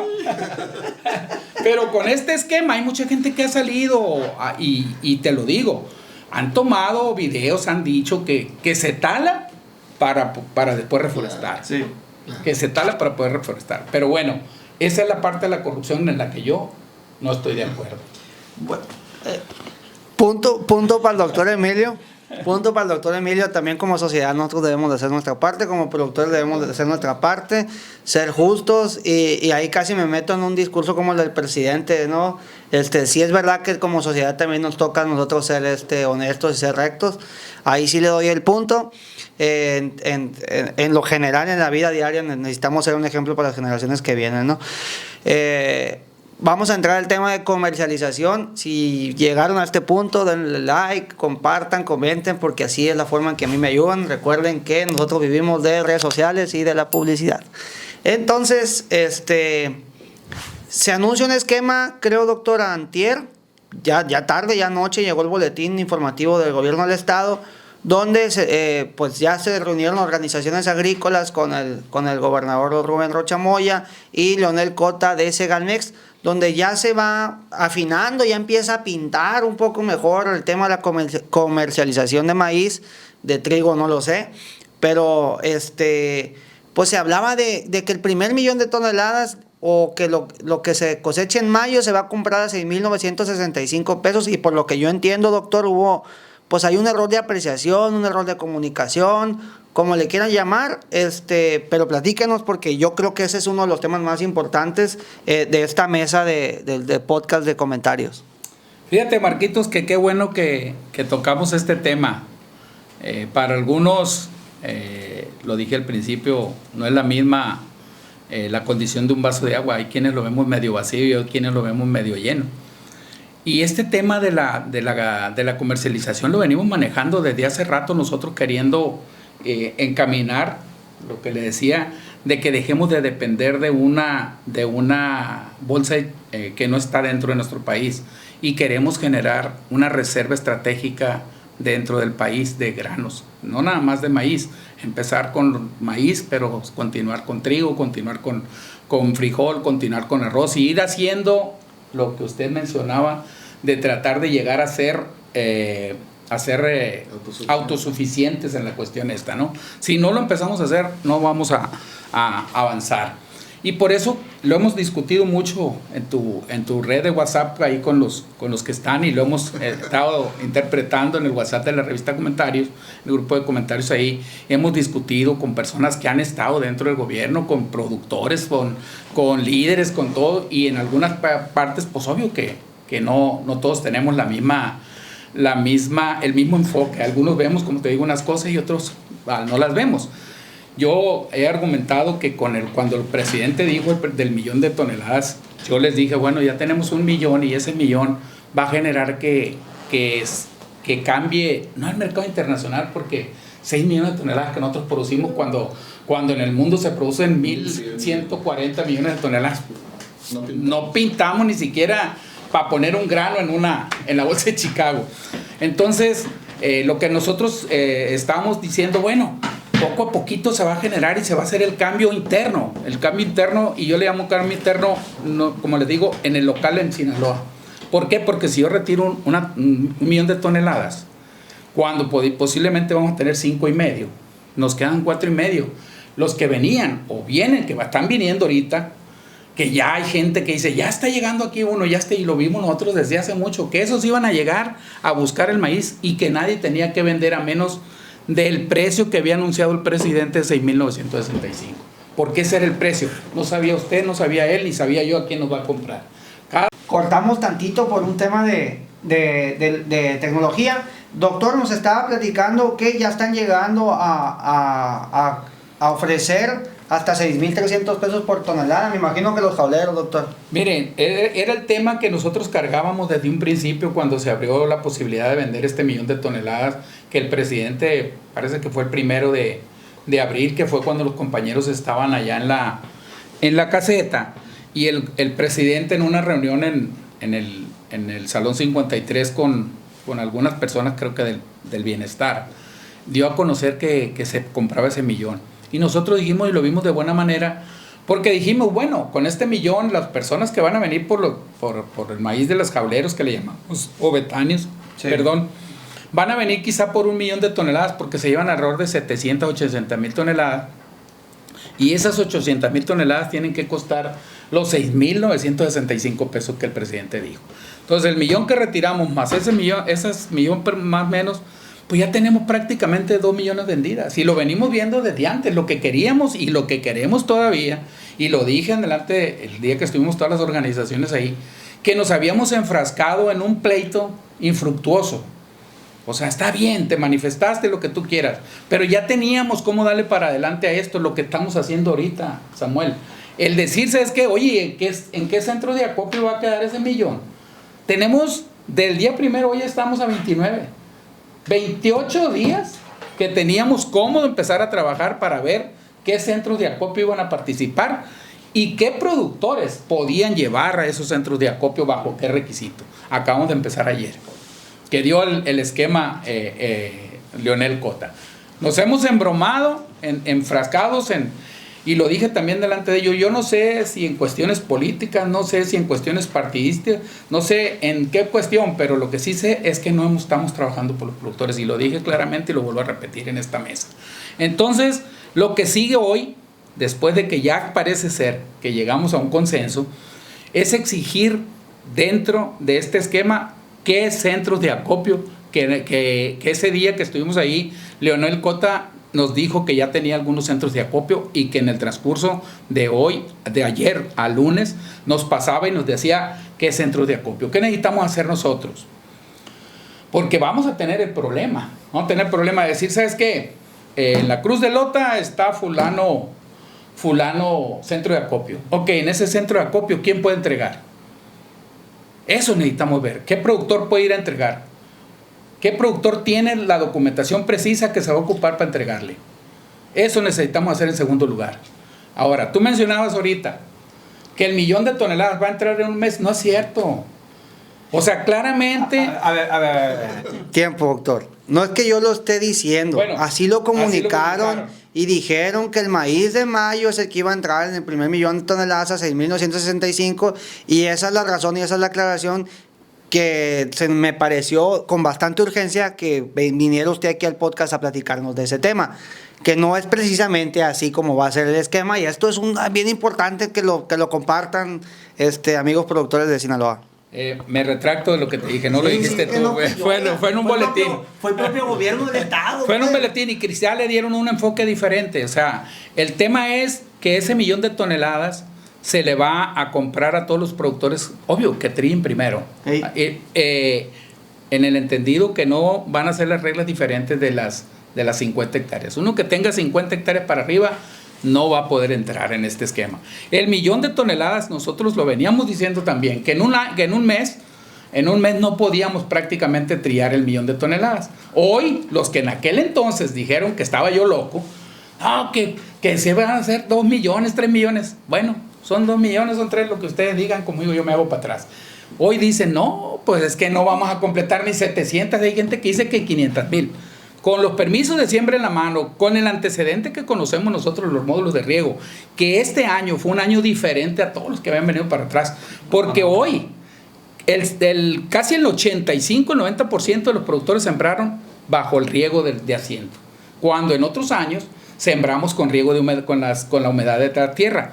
Eso implica que nosotros para noviembre 15, la primera quincena de noviembre, casi prácticamente con la humedad, el módulo que yo manejaba, prácticamente de 9,000 hectáreas teníamos sembradas 4,000. Este año hubo gente que sembró en enero. De la segunda quincena de enero, ¿por qué? Porque el riego no le alcanzaba a llegar, pues se fue poniendo y no nos preparamos porque vimos que estaba un volumen de agua que se estaba fluyendo y no trabajamos las tierras, y cuando las quisimos trabajar se nos vino y se nos secó y lo tuvimos que regar. Entonces, por eso decía yo, vamos a llevarnos el primer millón prácticamente todo mayo. Pero hoy aún dicen, así se vaya hasta junio, de todos modos el primer millón. Aún así se vaya hasta julio. Sí. El primer millón entra porque entra. O sea, lo primero que se va a ver es qué productores pueden entrar a ese esquema. Pero si es en mayo, si es en julio, pues en julio, si es en junio, lo que sea en junio. Hasta que se complete el millón, entra en el esquema de Segalmed. ¿Qué buscamos con esto? ¿O qué se busca con esto? Que se avance para ver si no pudiera ser la generación del programa que ya se va a ver ahora el martes, Sí. Pudiéramos darle apertura y de que se pudiera seguir vendiendo, porque la presión va a ser ya no para nosotros, va a ser para el consumidor. ¿Para quién? Para los de la masa y la tortilla, para los pecuarios, Maseca en este caso. Esos son los que van a tener la premiante. Recordemos, hay unos dicen Cargill no lo podemos meter en este esquema, porque Cargill es, como te diré, un especulador de la semilla de maíz. Es un especulador. Él, si puede, juega solamente con la cobertura o juega solamente en la bolsa y no compra un grano, pero ese es el negocio de él. Entonces, lo que vamos a buscar en este esquema, que precisamente es ese, es que se vaya ese millón y lo que se pueda vender. ¿Qué dijo Leonel Cota? Si hay condiciones, podemos comprar otras 300,000 toneladas más. Otras 300,000 toneladas más, si se puede o si se ocupa. Pero aquí lo importante ya no pasa a ser el millón, vas a hacer lo que resta del millón a los 5.5 millones que vamos a poder levantar. Esos 3 millones o 4 que quedan a la deriva, ¿cómo lo van a gestionar? Van en un esquema que posiblemente vean de buscar con los industriales el precio más alto que pudieran conseguir. Ahorita usted lo dice, $61. Quizá con $61 pues vamos a llegar a 5,400 o por ahí más o menos. Pero si le suben $40, pues ya estamos hablando de 700 pesos más o menos. Y entonces ya llegaríamos a los 6,100. ¿Sí? Buscando ese precio. ¿Qué sigue? La diferencia que tengamos de los 6,100 o 6,200, 6,000 pesos o 5,800 para llegar a los 6,965 es la aportación que se va a ir como cobertura. Cobertura de precio. Le van a pagar del gobierno federal esa aportación. Ese es un apoyo. O sea, es como el copete que se da. Como el famoso copete que se daba anteriormente. Ojalá sí lo paguen, ¿no? Porque ya ve que luego quedan debiendo y Mira, no tiene que ver con esta administración. La pasada ahí le va. también, pues. Ahí le va. Yo tengo prácticamente 4 años después de la cosecha buscando ese productor que dicen que no le pagan. A ese productor que dicen, a mí no me pagaron en este esquema. A ver, ven para acá. ¿Qué registro tienes? No, pues es que yo no tengo ni registrado. Entonces, ¿cómo te pagan? Sí. Ese es el problema. O sea, es que entregaste aquí un producto, unos papeles que te falta la 32D porque nunca estés. Pues no te pagan. O sea, productores que no les pagan, pero lo general lo que he visto yo, no todos, hay excepciones porque sí ha buscado. Y si se acuerdan, hace 2 años me parece, o 1 año y medio, fuimos a Segalmex en Zacatecas y exigimos que viniera alguien a revisar los expedientes. Y así como vinieron, se regresaron sin arreglarnos un solo expediente porque no tenían cómo justificarlos. Y nosotros como organizaciones le aportamos dinero para pagar el vuelo de avión y el hospedaje de 3 días a ese grupo. Y se fueron para atrás sin arreglarlo. Por ahí deben dar un video todavía donde yo le señalo en los que estaban en aquel entonces, a Sergio Márquez, a este Miguel Ángel Maldonado, de que habían venido y no nos habían favorecido en nada. Hoy estuvimos en esta negociación. Sí. Estuvimos en esta negociación este año pasado, porque algunos productores no le habían pagado.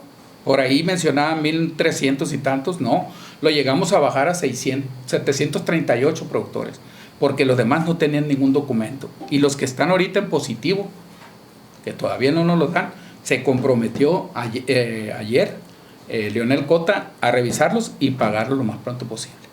Eso es lo que hay. A lo mejor la excepción pueda presentar.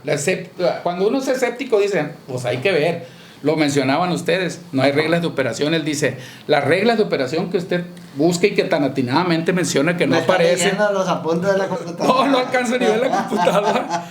Lo que usted atinadamente ha dicho es cierto. Usted se mete en el esquema, en el diario oficial, y no los va a encontrar. Va a encontrar las reglas de operación para el esquema que se estaba llevando en el sur-sureste, en la parte baja de México, donde dice que los productores de hasta 5 hectáreas o 35 toneladas. Un esquema muy diferente al que nosotros estamos generando. Aquí es la primera tanda, salir, son de 10, de 1 a 10, de 10 a 20, de 20 a 30, de 30 a 40 y de 40 a 50. De 50 para arriba no entra ni uno. Ningunos. Te veo muy sonriente, Samuel, y veo escepticismo en tu cara. Platícanos. Definitivamente ya se observa una luz en el camino, sí, Marcos, sí, en la solución de este problema que ha sido tan complejo y ha implicado tantas y tantas reuniones. El tema, ¿sí? El tema es que, nada más te voy a puntualizar para que no desacreditemos la marcha que se hizo. No, claro. Te voy a puntualizar la diferencia entre la situación anterior de antes de la marcha y la reunión del día de ayer con el gobernador. Antes de la marcha, Marcos, se hablaba de 1 millón de toneladas de maíz a 6,965 pesos. No se hablaba nada sobre los otros 5 millones de toneladas en compromisos puntuales, ¿no? Esta vez, después de la marcha, el propio gobernador, cuando lo recibió, ya habló de 2 millones de toneladas. Sí. En esta nueva negociación del día de ayer con el gobernador, ya se habló de un apoyo complementario para todos esos 4 millones de toneladas que van a vender al precio de mercado, a lo que le dé la Bolsa de Chicago, ya una vez que negocien con los industriales la nueva base, etcétera. Pero en esta nueva negociación se habla ya de ese apoyo complementario para que todo el volumen alcance los 6,965 pesos. Y eso fue resultado, Marcos, de la marcha, de la gestión, de la presión de los productores y obviamente también de las gestiones que ya iban encaminadas. Pero si somos puntuales, hasta un día antes de la marcha solamente era 1 millón de toneladas las que tenían un precio asegurado. Después de la marcha el gobernador llegó con 2 millones de toneladas. Y después en esta última reunión ya las 5.5 o 6 millones de toneladas ya se habla de un precio donde Segalmex garantice un recurso de 6,965 pesos y lo que se vaya por el esquema de agricultura por contrato, un apoyo complementario que le llamen como sea, pero un apoyo complementario para alcanzar desde los 5,800, desde los 6,000 o donde la negociación con los industriales le dé hasta los 6,965 pesos. Esa es el antes de la marcha y el después de la marcha que puntualmente y en términos de compromiso se observa desde lejos. Creo que tienes razón y no es competencia de quién gane más puntos, ¿verdad? No estamos jugando al fútbol. Pero creo que tienes razón, creo que el gobernador se metió de lleno al tema y después le entró de lleno al tema después de la primera marcha de Costa Rica, pero la vio más fuerte cuando se fueron al Palacio de Gobierno. Y porque yo estuve ahí, lo digo. Y esa es mi apreciación personal y pueden ustedes opinar diferente que yo. Tú, Samuel, usted, doctor, pero yo así opino. Creo que le urgió al gobernador el tema cuando se fueron a Palacio de Gobierno, y para quien diga que las marchas no sirven, pues cada quien que opine lo que quiera, pero yo creo que sí funcionó. En este sentido, doctor, y por este tema que se generó por lo del maíz que salga en mayo, ¿no les preocupa que la gente se adelante y se ponga a trillar arriba del 15% sus maíces para entrar a este esquema? Y se lo digo porque, como se los menciono, un termómetro muy fuerte para mí son las redes sociales, y mucha raza dice, pues a mí no me dan los tiempos, pero si alcanzo a trillar, está verde para entregar, vale más seguro, más marrado, dicen. Bueno, antes de entrar a ese punto, porque para eso estamos aquí, yo creo que difiero de ustedes dos en la cuestión de que después de la marcha se generaron estos esquemas, porque lo venimos caminando desde el primer día. O sea, y otra cosa que quiero dejar muy bien en claro, todos los productores dormíamos el sueño de los justos cuando el gobernador ya estaba diciendo que el precio del maíz tendría que ser igual que el del año, no menos que fue el año pasado. Entonces, el generar una marcha cuando el principal protagonista era el gobernador, creo que que estaba de más. Doctor, no es el principal protagonista, es el productor el principal protagonista. Yo no digo que el productor no sea el protagonista en la cuestión de su cosecha, ¿no? Pero quien el principal protagonista de defensa para que el precio tuviera por arriba el precio de lo que tuvo el año pasado fue el gobernador. Cuando todos los líderes, todos, y me encuentro entre ellos, no teníamos ni siquiera la idea, vivíamos viendo qué ponía Samuel en los escritos de que el dólar, de que el precio de Chicago estaba cayéndose, que el precio de Chicago cuando funcionamos, ninguno de los que fueron, de los que fueron a la marcha, excepto Marte Vega, Jesús Rojo, Enrique Riveros y César Galaviz, fuimos a la negociación de la base. Y me encuentro que fuimos porque fuimos nosotros 4 o 5 los que fuimos nada más, y ninguno de esos fueron a defender la base. Nosotros fuimos los que dijimos, ¿sabes qué? No aceptamos esa base porque consideramos que no es justo el precio para nosotros. Pero a raíz después de eso, el gobernador en la Expo Agro dijo lo que dijo. Entonces, que me diga Samuel, y que me digas tú que porque fue el movimiento, no, pues mientras estaban en el movimiento no creo que el presidente haya dicho, ya lo traía, porque pero ok, no, nada resta, todo lo que hagamos en este... ¿Usted cree que no se hubiera acelerado la solución si no se hubiera hecho una manifestación? Si yo hubiera dicho, Chile, yo estuviera diciendo una cosa, si el gobernador se hubiera quedado sentado, sí. Bueno. Pero el gobernador nunca se quedó sentado, siguió trazó un camino y nos preguntó a todos. De hecho, hubo 3 escritos que le hicimos llegar al presidente un día, el día que llegó. Algunos pedíamos una cosa, otros pedíamos otra, algunos pedían 1 millón.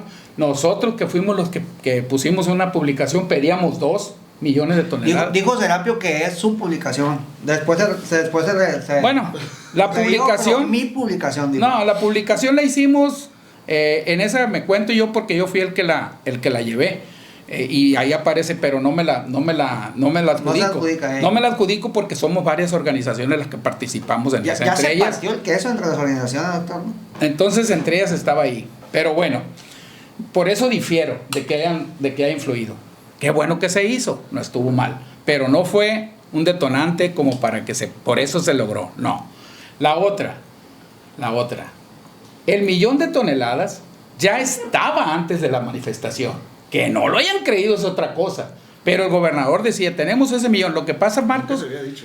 Claro que se había dicho, lo había dicho yo, ojalá vieras los... A ver, con todo respeto. Sí lo dijo usted con todo, y se lo voy a decir es que con todo el respeto, pero mira, y usted sabe que es mi amigo, pero no es autoridad. Yo te voy a decir una cosa, el tema que ahorita nos tiene aquí, lo que sigue de esa compra de las no ha sido oficial. No. Entonces, ¿por qué ahora sí lo creen? Pero un funcionario de primer nivel lo dijo. Pero no ha sido oficial. No ha sido oficial. Aquí lo tengo apuntado, le voy a apuntar. No es oficial mientras no lo publiquen. Por eso le digo, mientras no lo publiquen, pero ahora sí lo creemos, pues. ¿Por qué? Porque... Le doy un puntito más, si no le estoy diciendo que le creo al 100%, pero ya que lo vea publicado, como lo... No, yo lo voy a ver, yo lo voy a creer hasta que el dinero suena en mi bolsa. Mejor todavía. Entonces es cuando lo vamos a ver. Pero de que se ha seguido una ruta lenta, se ha seguido. Y lo vuelvo a mencionar. Si seguimos en el de que no se va a hacer, en el de que no se va a hacer, en el que no se va a hacer, pues obvio que no se va a hacer. Pues si todos estamos en contra de que funcione. No, yo en ese aspecto lo digo. Ahora, yo lo veo desde el punto de vista, mira, tenemos 20 años diciendo que la agricultura por contrato en donde nos están metiendo en Chicago vale pura gorra y hay que sacarnos. Y hoy que nos queremos salir, no, que espérate, que tenemos que... No sé qué, hay gente que está de acuerdo. Yo le voy a decir desde ahorita, sí funciona, los intereses más fuertes, y discúlpenme que raspe muebles, los intereses más difíciles que tenemos son con las personas que ya compraron cobertura. Ese es el gran problema, que esas personas, y entre ellos están los grandes industriales, que compraron una cobertura porque el año pasado no compraban la cobertura, no compraban el maíz, y cuando empezaron a ver que estaba para arriba el maíz, en chinga se vinieron a quererlo comprar. Ahora vamos al revés, vamos en picada y no vinieron pero sí compraron una cobertura cuando dijeron el maíz anda en 4,200 pesos, cómprame una cobertura para que ya no se me suba de ahí. El problema es que no ha subido y quieren recuperar esa cobertura que ellos ya pagaron. ¿Y cómo la van a recuperar? Cuando vayan los productores, cuando vayamos, porque también tengo que ir a comprar otra cobertura de, no sé, $16, no sé cómo ande ahorita, 14, 12, no sé. Pero lo que sí sé que cayendo la primera tonelada en una bodega y que se reporte, dejan de funcionar las coberturas. Ya no tienen un costo. Las puedes comprar los especuladores, caso Cargill. Pero este programa no está autorizado, lo vamos a ver el martes o el miércoles, que si este programa realmente se va a quedar así y cómo va a quedar. Pero era una ruta que se venía trazando, o como te digo, lo hemos dicho en la prensa, lo hemos dicho a los productores, dijimos ojalá y no nos divagamos tanto y que solamente se proteja a los productores de 1 a 10 hectáreas, porque en ese esquema del 1 millón de toneladas caben todos los productores que son chicos. Y con el segundo millón que dicen que van a comprar en los excedentes, si es que no se da el otro esquema, cabemos hasta las 20 toneladas. Pero no difiero en el tema de cambiar el esquema, doctor. Simplemente, por ejemplo, el año pasado, si no hubiéramos tenido el esquema de agricultura por contrato, el precio no hubiera sido de 7,000 pesos para los productores. Aquí el precio regional quizá hubieran dado el mismo precio del año anterior, que eran 5,000, 5,500 pesos. El esquema funciona. ¿Cuál es el punto? Nada más el tema de la base es lo que hay que negociar bien con los industriales para que al final al productor le dé un buen ingreso y, de ser necesario, que el gobierno federal, vía el programa de precios de garantía, de un complemento como antes se hacía, para llegar a la aspiración de los productores. Pero si Estados Unidos tiene 200 años con este programa, no es algo que se está inventando. Estamos apenas aprendiendo, doctor, a jugar con el mercado, como debemos de aprender a jugar con el mercado, a trabajar, a administrar, a que los productores se vuelvan más profesionales en términos financieros, que vean lo que es la bolsa. Y ahora que están entrando y que por este año coyuntural no convino, pensar que hay que salirnos, yo creo que es un grave error. El esquema funciona, pero lo que hay que fortalecer es el concepto de base. Si queremos diferenciar al amarillo del blanco, métele $20 adicionales como un plus, métele $30 a la base normal. Y de esa manera, al final en la fórmula, el productor va a ver diferenciado su ingreso respecto del amarillo. No se trata de inventar el hilo negro. 200 años, 2 siglos tiene Estados Unidos operando este esquema. El esquema funciona. Y bueno, luego mira, digo, Samuel, yo quiero pensar que vas a estar aquí varias veces por los próximos semanas o meses. Para ya entrar en cierre, porque ya se nos alargó mucho este podcast. Vamos más o menos como 1:30. Vamos a entrar en cierres. Quiero puntualizar. 1 millón o pudieran ser 1.300.000 1 millón de toneladas, 300.000. 1.300.000. 1.300.000 toneladas. Pudiera ser a 6.965 compradas por Segalmex. No para los productores que tríen en el mes de mayo, sino hasta que se llegue al 1.300.000 toneladas. En su defecto. O 1.300.000.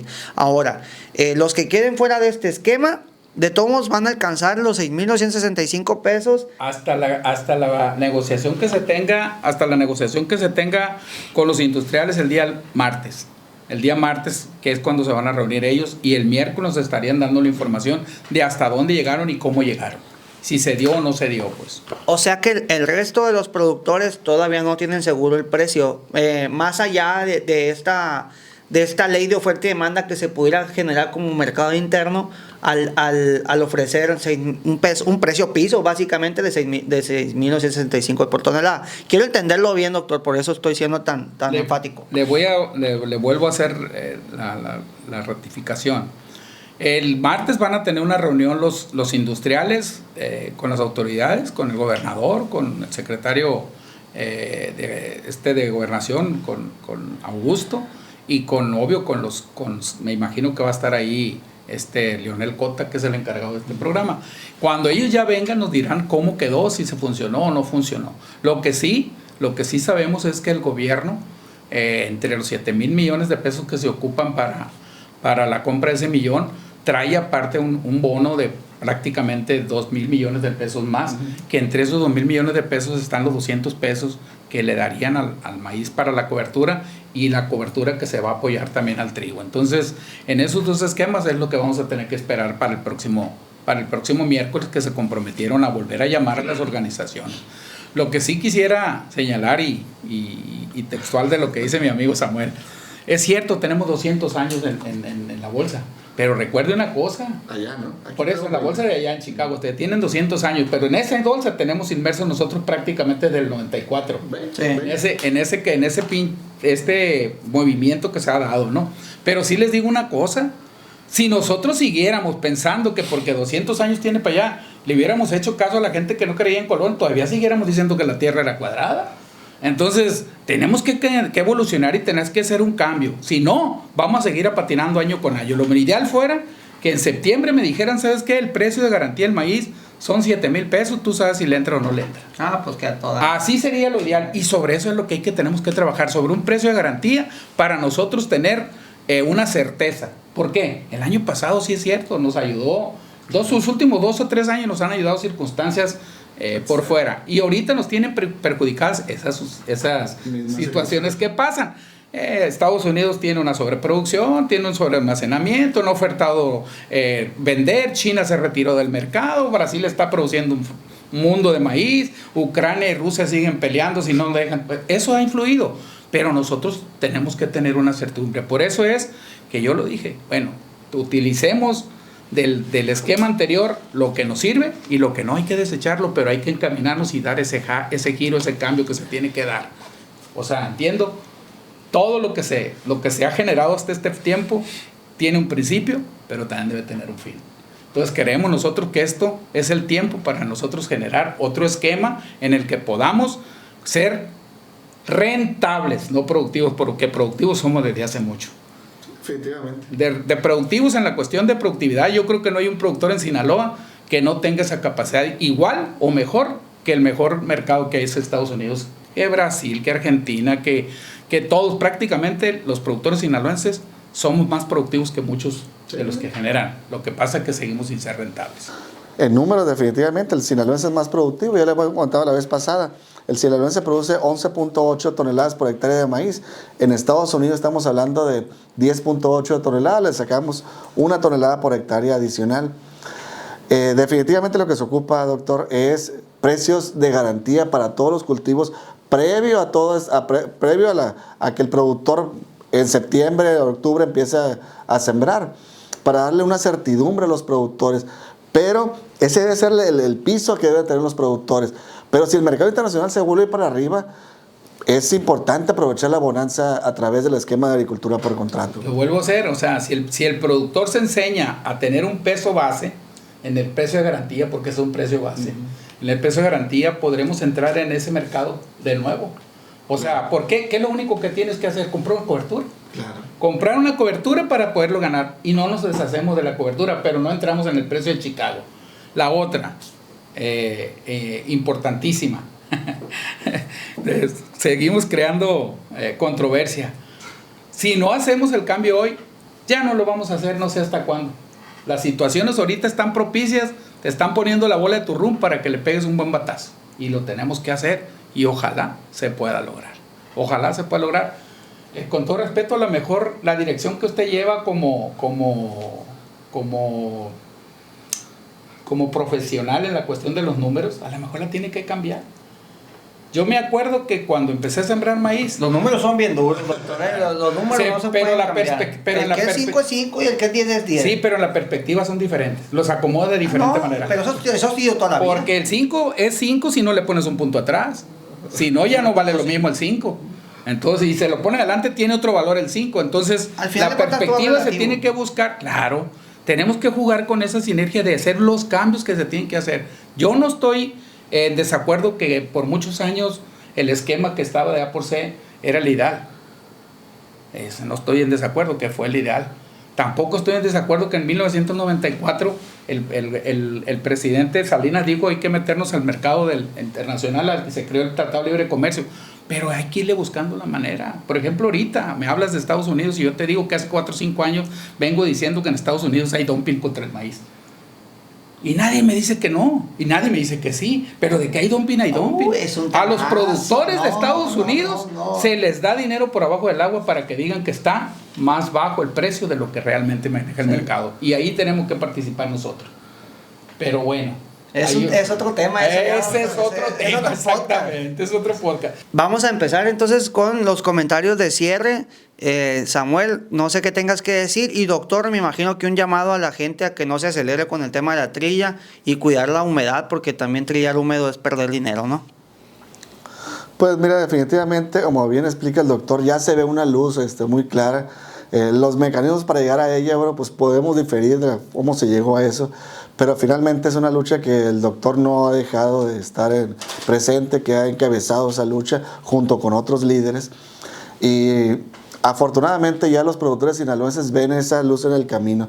Ese 1.3 millones de toneladas ya está asegurado por Segalmex a 6,965 pesos, y el resto, independientemente de la negociación con los industriales, al parecer Segalmex le va a meter la diferencia hasta que lleguen a los 6,965. Esperemos que sea en ese sentido, y lo que seguiría de aquí para adelante nada más es pues que ya Segalmex empiece a formalizar esos compromisos vía diario oficial de la Federación, que sería lo último que ya faltaría.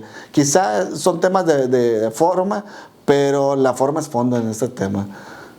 Serían mis comentarios finales. Doctor. No, efectivamente lo que falta es nada más darle ya la formalidad que se requiere, ¿no? Y esperar al próximo miércoles cuando ya nos harán el llamado para saber si se concretó el tema del resto de la producción, aclarando. Después de 50 hectáreas no existen posibilidades de que hasta ahorita de que puedan entrar en este esquema.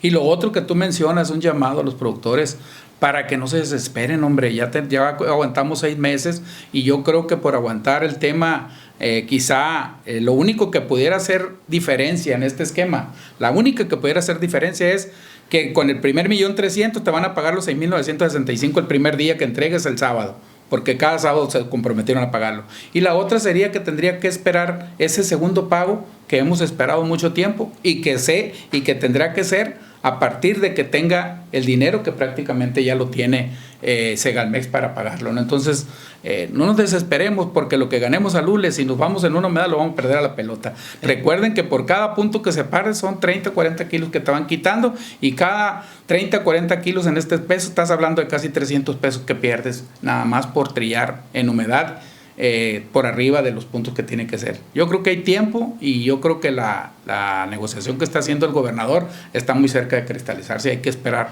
unos días para saber exactamente cómo nos vamos a quedar. Bueno, doctor Samuel, muchas gracias por estar aquí nuevamente, y los dos ya habían venido, también a usted le tocó la primera temporada prácticamente el año pasado. Gracias por venir a aclarar estos temas. Sobre todo me interesaba mucho el tema de lo de la trilla en mayo. Pues ya están enterados, no se aceleren, no se desesperen. Ya se dibuja un panorama diferente. Ojalá luego invitemos, vamos a ver si viene Baltasar de allá de los trigueros a ver qué nos platica, o vamos para allá. Entonces, doctor Emilio González, Samuel Sarmiento, Marco Díaz, Revista Comentarios, denle like, compartan, comenten. Y si llegaron hasta el final de este video podcast que duró casi 2 horas, pues muchas gracias, ahí estamos. ¡Ánimo!